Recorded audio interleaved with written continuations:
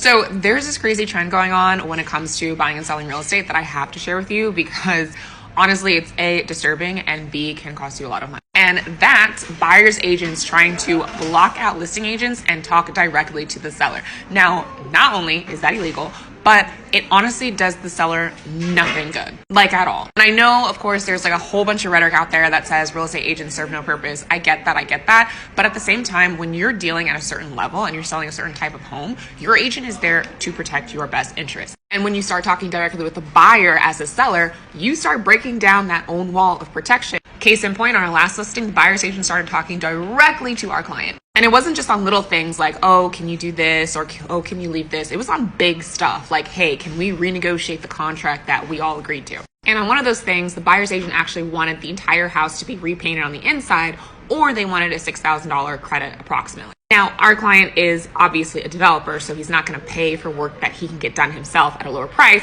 So he said, you know what? It's fine. I'll go ahead, repaint the inside, no credit. And the buyer's agent was like, perfect. That works for us.